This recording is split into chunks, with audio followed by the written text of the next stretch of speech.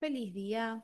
Vamos a continuar con la lectura, capítulo 9, cuando el despertar penetra la mente, el corazón y el vientre.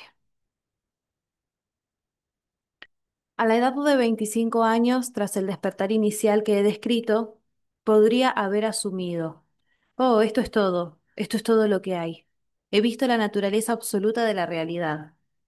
Podría haberme dedicado a proclamarle al mundo lo que había descubierto, pero tuve mucha suerte de tener una pequeña voz interna que me decía, en realidad esto no es así, esto no es todo, sigue adelante.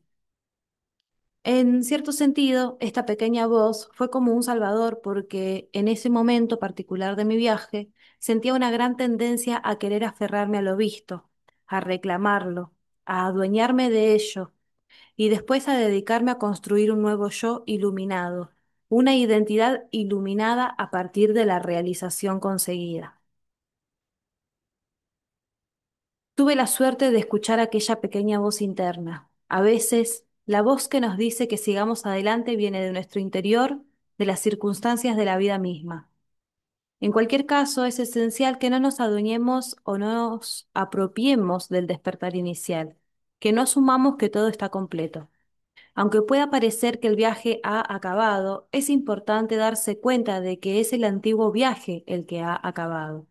El viaje hacia esa visión inicial, aquel en el que no tenías ninguna conciencia de quién o qué eras.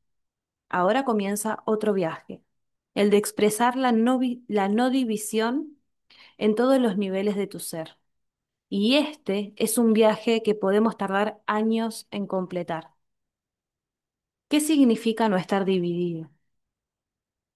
En estas enseñanzas he hablado de no estar dividido y he equiparado el despertar con hallarse en el estado no dividido. Pero quiero asegurarme de que nadie se equivoque con respecto a la idea de qué significa no estar dividido. La no división es el afecto del despertar, la expresión de la realización de nuestra verdadera naturaleza. Como he dicho, no estar dividido no tiene nada que ver con ser perfecto ni con ser un santo. Asimismo, después del despertar, no hay garantía de que en un momento particular no vuelvas a experimentar la división de alguna manera. No hay garantía de que la división no vuelva a aparecer. De hecho, ser libre, estar despierto, es soltar la preocupación por este tipo de cosas, por lo despierto que está o deja de estar uno. Uno de los grandes poemas de la tradición Zen acaba con esta descripción del estado del despertar. Estar libre de ansiedad con respecto a la imperfección. Así, no estar dividido no significa ser perfecto. No estar dividido no se adecúa a las imágenes que podemos tener en nuestra mente sobre la santidad o la perfección. Si alguien examinase mi vida, estoy seguro de que se le ocurrirían muchas razones para decir como eso no encaja con mi idea de lo que es ser un iluminado. Eso no encaja con la idea de cómo es un ser no dividido. Estoy seguro de que mi vida no encajaría con muchas de las ideas que tiene la gente sobre la iluminación, porque en realidad soy una persona mucho más común de lo que la mayoría de la gente se imagina. Para mí, parte del despertar es morir en lo ordinario, en la no ansiedad. Independientemente de lo que alguien pudiera decir al mirar a mi vida o a la vida de cualquier otra persona, el estado de no división no es algo que puedas entender hasta que empieza a despertar dentro de ti. Únicamente puedo animarte a no creer en ninguna imagen de santidad o de perfección que pueda surgir en tu mente, porque dichas imágenes solo son un obstáculo. No estar dividido, ver y actuar desde la no separación, desde la unidad, es algo que cada uno de nosotros debe descubrir por sí mismo. ¿Cómo es ver más allá del amor y del odio, más allá del bien y del mal, más allá de lo correcto y lo equivocado? Tenemos que descubrir todo esto en nuestra propia experiencia. Evaluar la experiencia que tienen otros de la no división no es útil. Lo único que importa es dónde estás tú. En cualquier momento dado, en cualquier momento dado, ¿experimenta si actúas desde la división o experimenta si actúas desde la unidad? ¿Cuál es cuál? Como he afirmado, el despertar impacta en la gente de distintas maneras dependiendo de su condicionamiento. Un modelo que me resulta útil en el trabajo con mis alumnos es considerar que el despertar impacta en tres planos de nuestro ser: en el mental, el de la mente, en el emocional, el del corazón, y en el existencial, el intestinal visceral. A medida que el despertar penetra la totalidad de nuestro ser, podemos experimentar diversos grados de no división en cada uno de estos planos. Por favor, recuerda que los tres son metafóricos, solo son una herramienta para ayudar a dar sentido a aquello que la gente experimenta. Siempre que no transmitamos este modelo con mucha rigidez, puede ser útil. En el momento de un auténtico despertar, el espíritu se libera completamente y de una sola vez a todos los niveles del ser. De repente, despertamos a una visión, a una manera de percibir totalmente diferente de cualquier cosa que conociéramos antes. Después de eso, podemos estabilizarnos o no en esa visión plena y completa a todos los niveles de nuestro ser. Este proceso se parece a una cuerda elástica completamente extendida que después, a causa de algunas tendencias kármicas, vuelve a encogerse. Nunca vuelve a encogerse del todo, pero lo hace en cierta medida. Esto puede ocurrir irregularmente de diferentes maneras, abarcando todo nuestro ser. El despertar en el plano de la mente. Comencemos por examinar qué ocurre en la mente después de la experiencia de la realización. ¿Qué significa experimentar la no división en la mente? Todos sabemos cómo es estar divididos en nuestra mente, que nuestros pensamientos estén en conflicto entre sí, que una parte de la mente diga debería hacer esto y la otra parte diga no lo debería hacer. Tener una mente dividida es tener una mente en conflicto consigo misma. La mayoría de nuestras mentes se hallan en un gran conflicto.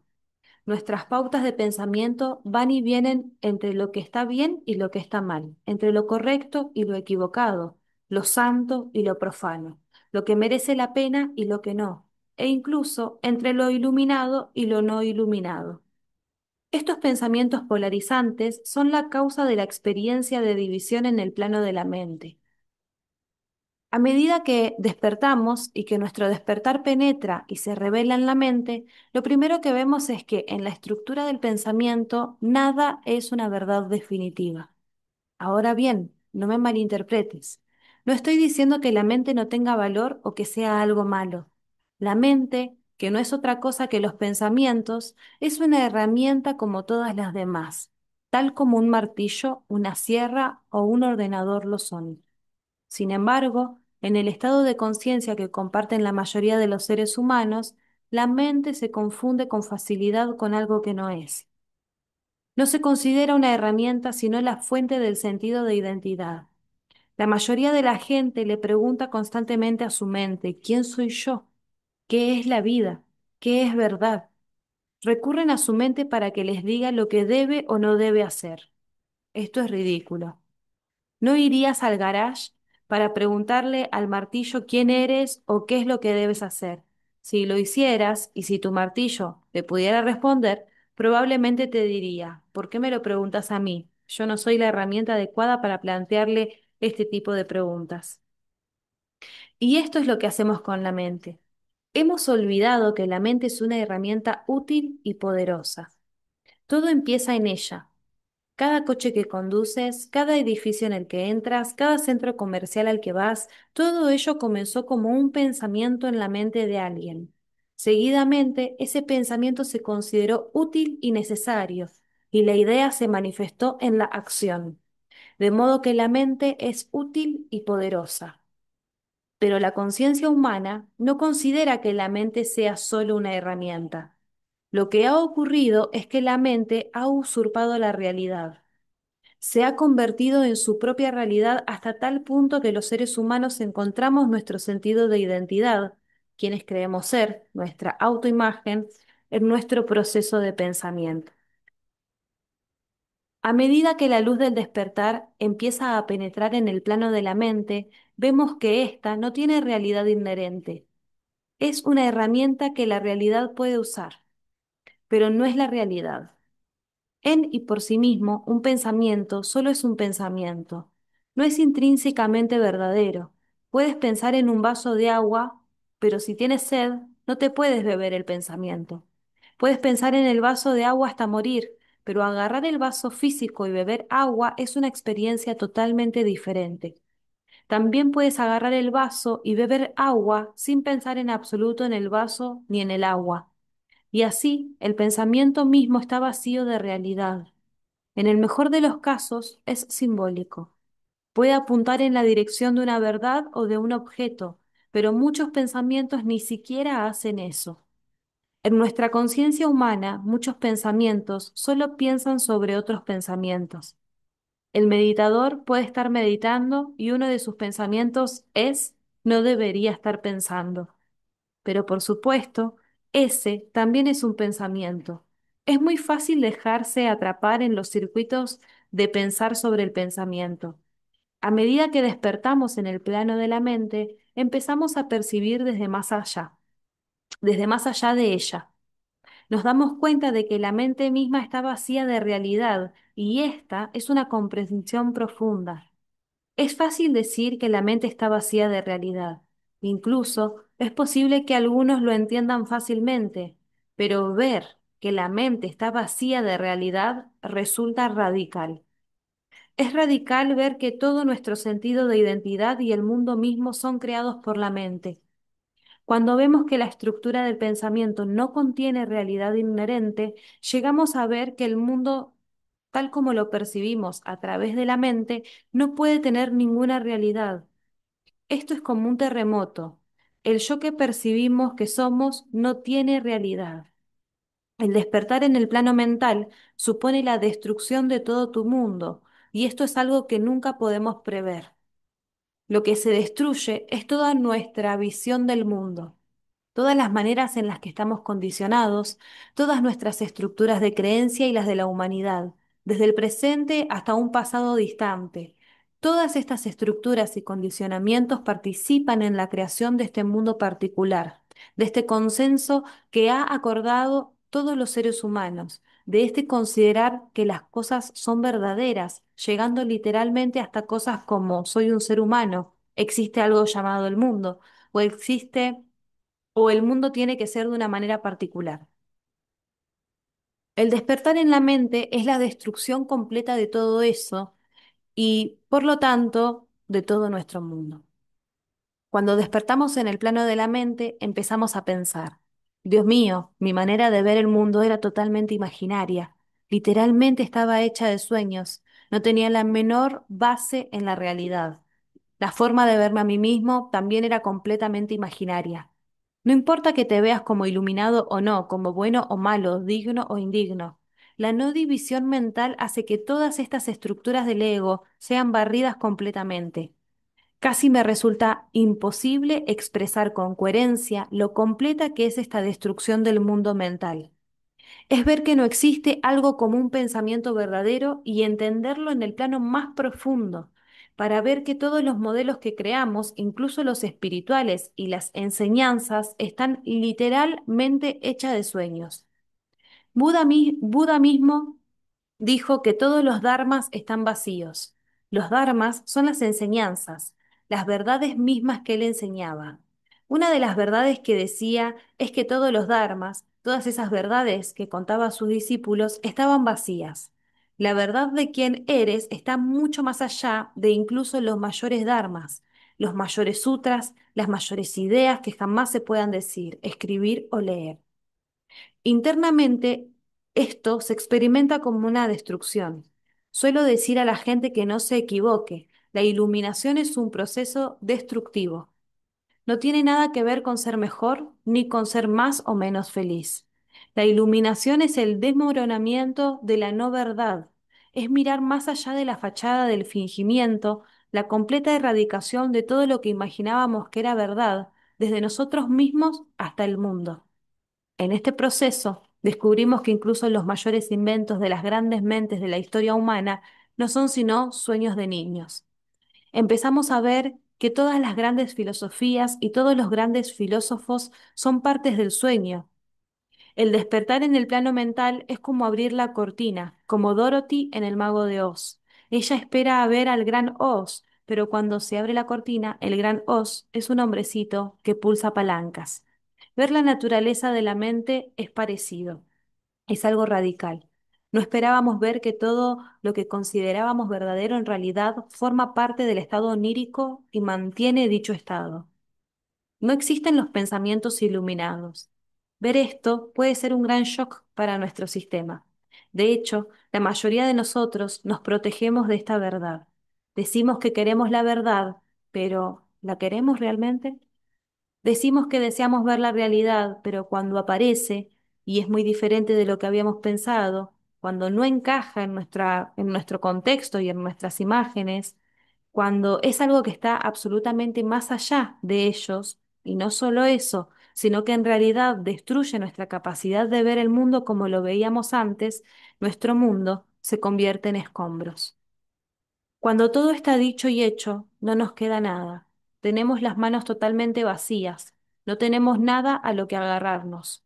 Como dijo Jesús, los pájaros tienen sus nidos en los árboles y los zorros sus madrigueras en la tierra, pero el Hijo del Hombre no tiene dónde reposar su cabeza. No hay concepto, no hay estructura de pensamiento en la que puedas descansar. Esto es lo que significa la liberación completa. La verdad de lo que somos puede brillar sin distorsión con la liberación completa. Sin embargo, generalmente esta liberación completa en el plano mental no es algo que ocurra de una sola vez en el momento del vislumbre inicial de la verdad.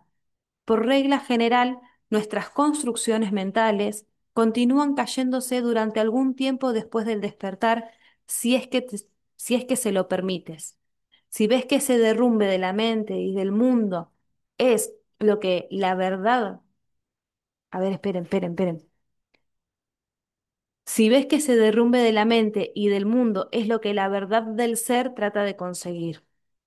No podemos ver las cosas en su verdadera naturaleza hasta que dejamos de verlas en su naturaleza falsa.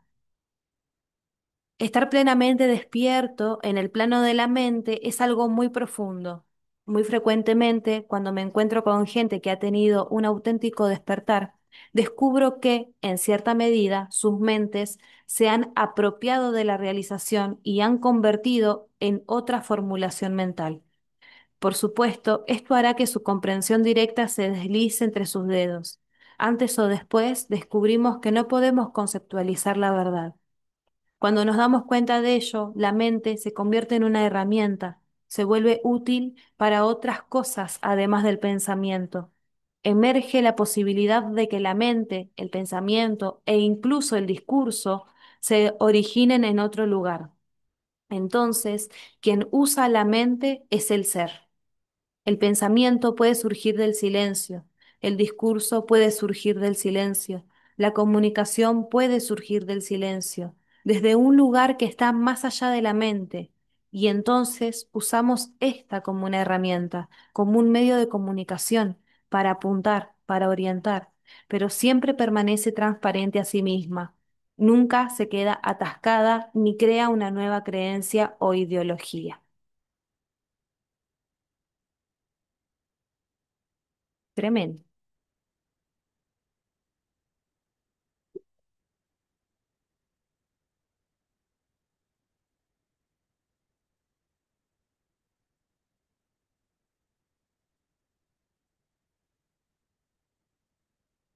Es largo este capítulo, ¿eh? El despertar en el corazón. La palabra corazón hace referencia a todo nuestro sistema emocional, a todo nuestro cuerpo emocional. Estar despierto en el plano de la emoción significa, en primer lugar y principalmente, dejar de derivar el sentido de identidad de cómo nos sentimos y de qué sentimos. Si nos sentimos bien o mal, si estamos sanos o enfermos, si estamos despiertos, si nos hallamos cansados, ya no encontramos nuestro sentido de identidad ni éste se deriva de lo que experimentamos de lo que sentimos. Generalmente, el sentido de identidad suele estar vinculado y enredado con lo que sentimos, de modo que si nos decimos a nosotros mismos, me siento enfadado, lo que decimos en realidad es que en este momento mi identidad se ha fundido con el enfado.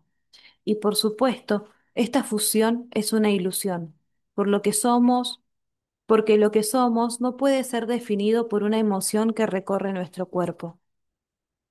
Despertar en el plano de la emoción significa que empezamos a ver y a entender que lo que sentimos no nos dice quiénes somos, nos dice lo que sentimos, punto.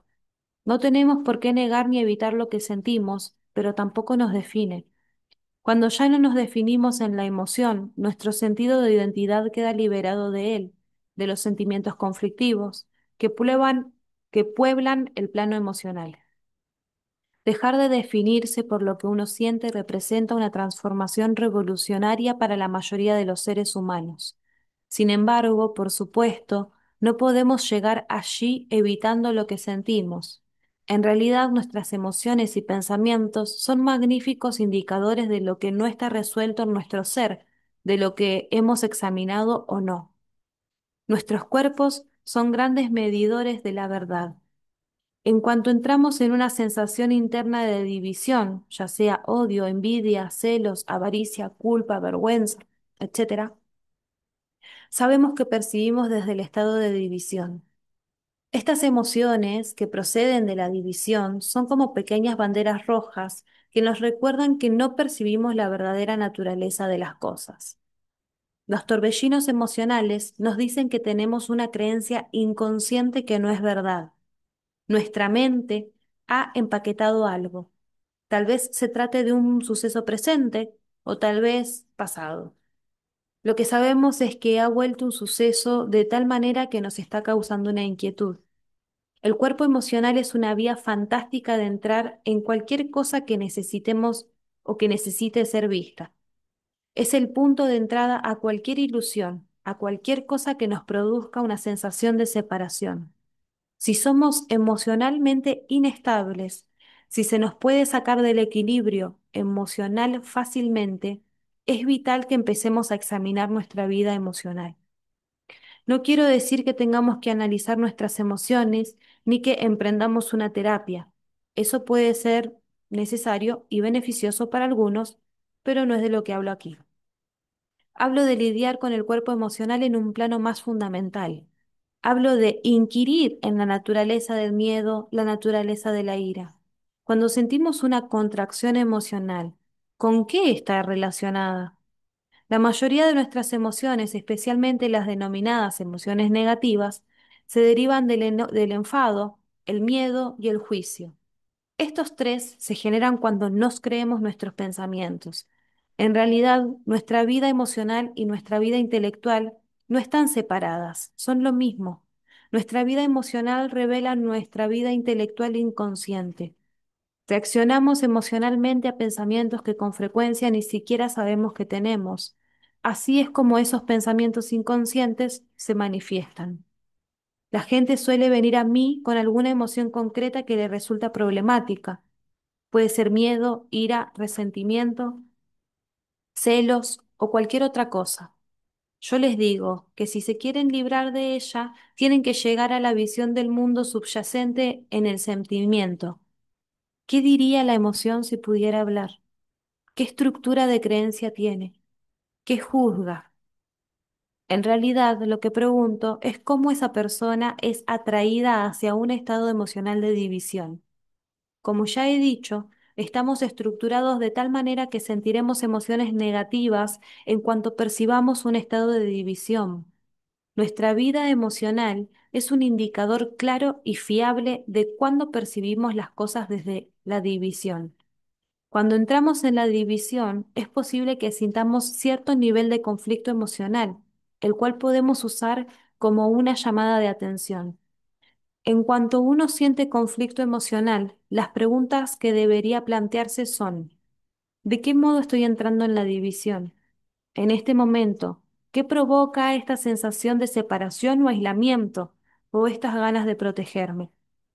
¿Qué estoy creyéndome? ¿Cuáles son las suposiciones que se reproducen en mi cuerpo y se manifiestan como emoción? Así es así es como están vinculados la emoción y el pensamiento. Son dos manifestaciones de lo mismo. No es posible separarlos. Frecuentemente, cuando alguien viene a mí con una emoción negativa, le pido que identifique el pensamiento que está detrás de esa emoción o sentimiento. A veces, la gente insiste en que no hay un pensamiento detrás de la emoción. En ese caso, les sugiero que se sienten con la emoción, que mediten con ella, y si la emoción pudiera hablar, ¿qué diría? Una y otra vez, cuando la persona ha trabajado con una emoción difícil durante un día, 2 días o una semana, tiene una especie de comprensión. Me dice, Adia, realmente creía que no había ningún pensamiento asociado a mi emoción. Pensaba que era simplemente miedo o ira o resentimiento. Pero en realidad, a medida que profundicé en ella y me aquieté, de repente empecé a oír la historia. Pude oír los pensamientos que creaban la emoción. Cuando la persona es capaz de encontrar los pensamientos que generan sus emociones, puede empezar a indagar qué son exactamente esos pensamientos y si son verdad. Porque, por supuesto, ningún pensamiento que causa división es verdad. Esto es chocante. Todos hemos crecido en un mundo donde ciertas emociones negativas se consideran justificadas. El sentimiento de víctima es un buen ejemplo. Decimos, bueno, me ocurrió esto y lo otro, tal persona me hizo aquello y por lo tanto soy una víctima. Podemos construir toda una vida intelectual y emocional en torno a la creencia de que está justificado que nos sintamos víctimas. Sin embargo, cuando lo examinamos, vemos que solo es un medio para entrar en la separación. La realidad no ve las cosas en términos de víctimas, sino desde una perspectiva completamente diferente.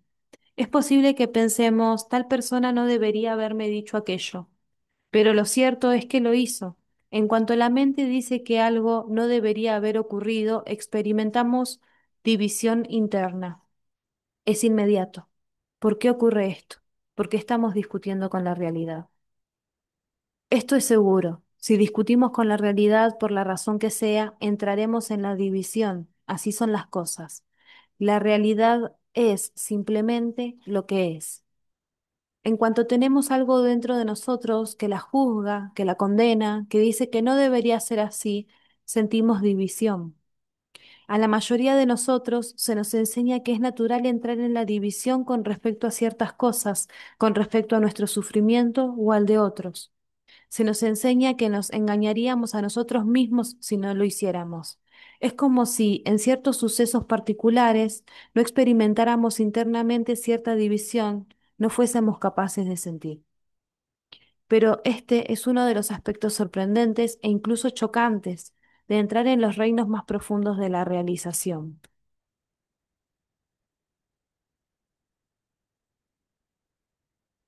Nos damos cuenta de que no hay una razón que justifique la discusión con la realidad, porque nunca ganaremos esa batalla.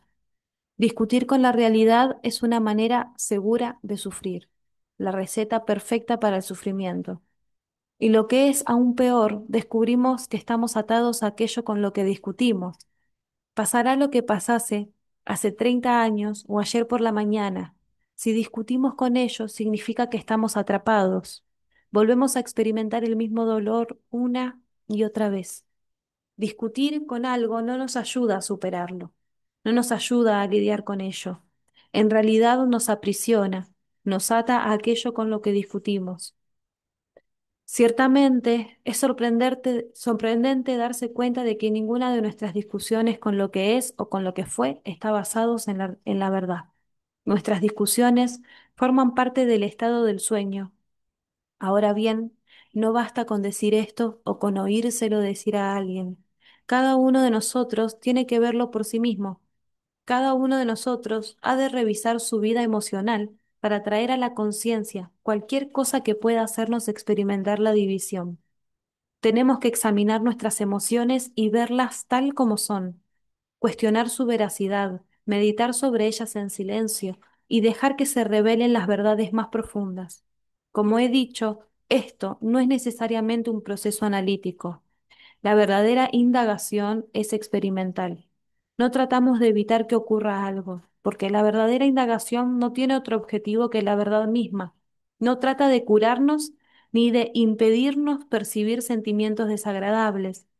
La indagación no puede estar motivada exclusivamente por el deseo de no sufrir. El impulso de no sufrir es comprensible, pero hay algo más que debe acompañar a la auténtica indagación y es el deseo y la voluntad de ver qué es verdad, de ver cómo entramos nosotros mismos en conflicto. Cuando nos damos cuenta de que somos nosotros mismos los que nos ponemos en conflicto, que nadie ni ninguna situación de nuestra vida tiene el poder de hacerlo, vemos que nuestra vida emocional es un portal. Nos invita a mirar profundamente, a hacerlo desde el estado despierto, un estado que no trata de cambiar ni alterar nada, y que es un amante de la verdad. Puede ser fácil malinterpretar lo que digo y creer que significa que todas las emociones negativas son indicadoras de división. No es esto lo que quiero decir.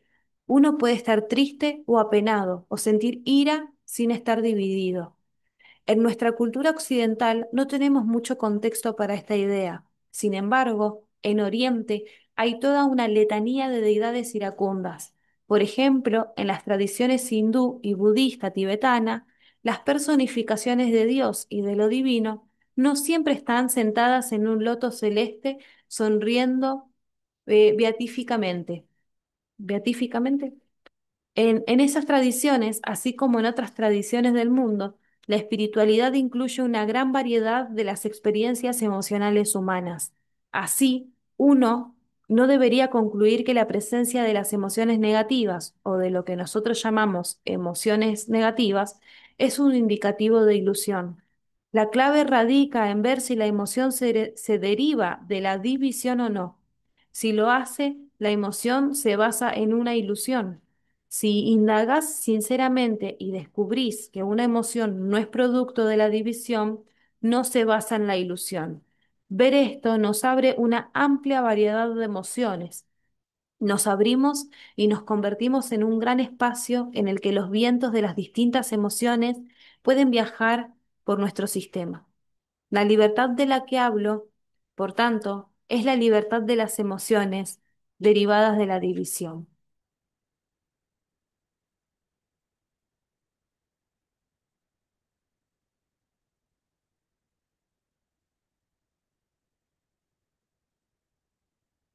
¿Seguimos?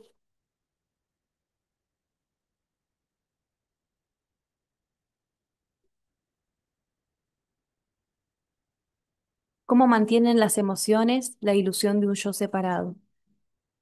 Si miramos profundamente, vemos que el miedo es el núcleo que mantiene intacto nuestro sentido del yo emocional. Entonces, ¿por qué sentimos tanto miedo? ¿Por qué tenemos la idea de que somos algo limitado y separado? Tenemos la imagen de ser alguien a quien pueden herir, dañar u ofender. Por medio de nuestra investigación tenemos que llegar a ver que ese sentido del yo, este sentido de separación, es una ilusión. No es verdad. Se trata de una pequeña mentira que nos contamos a nosotros mismos. Es esta pequeña conclusión, que soy la persona que me imagino ser, la que nos abre al miedo. Como esa persona que imaginamos que somos también imagina que pueden herirla en cualquier momento, este sentido de identidad ilusorio considera que la vida es muy peligrosa. Alguien puede venir y decirnos una palabra malintencionada y el sentido de identidad ilusorio entrará inmediatamente en conflicto, sentirá dolor y sufrimiento. Nos sentimos inseguros porque nuestro sentido de identidad puede ser dañado muy fácilmente. Nuestro sentido de ser un yo separado se deriva de combinar pensamiento y sentimiento. La mayoría de nuestras emociones se derivan de lo que pensamos. Por debajo del cuello, nuestro cuerpo es una máquina que duplica lo que piensa nuestra mente. El cuerpo y la mente están conectados. Son las dos caras de la misma moneda. Sentimos lo que pensamos. Cuando tenemos una emoción, en realidad lo que experimentamos es un pensamiento. Frecuentemente ese pensamiento no es consciente. Lo más asombroso sobre cómo estamos enganchados es que en nuestro centro del sentimiento, nuestro centro corazón, duplica el pensamiento en el sentimiento, transformando conceptos en sensaciones que percibimos muy vivas y reales.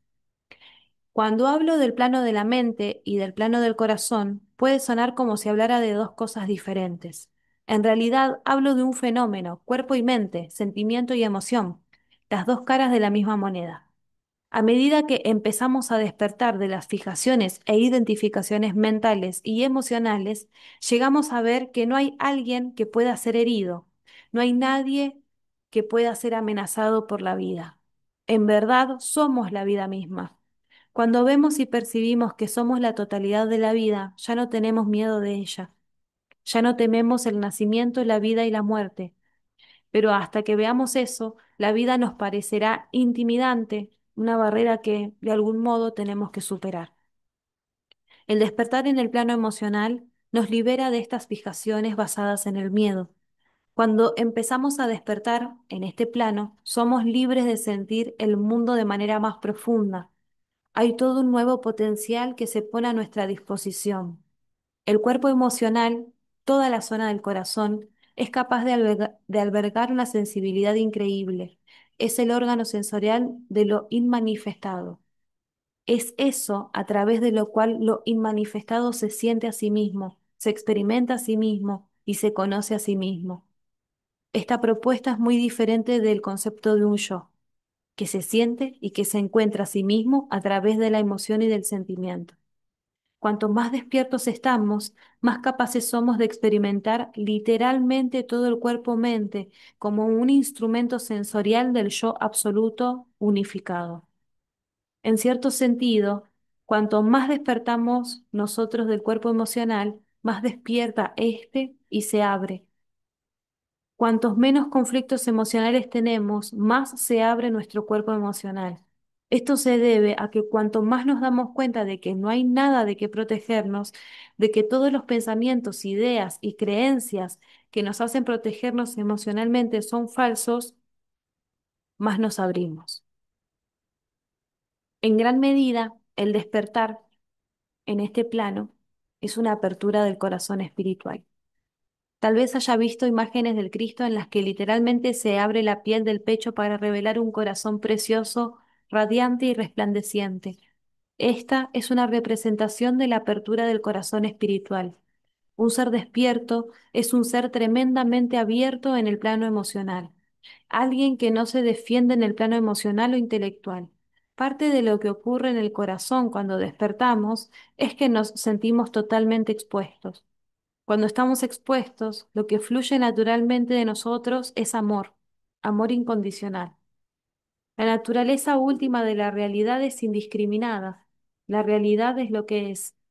La señal más cierta de un corazón despierto es que ama incondicionalmente a lo que es.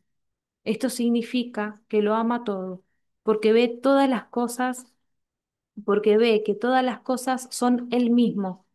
Este es el nacimiento del amor incondicional. Una vez que este amor incondicional empieza a abrirse dentro de nosotros, se convierte en la manera en la que la realidad se expresa a sí misma. El enamoramiento de la realidad consigo misma tiene lugar a través de un corazón despierto. No es algo personal.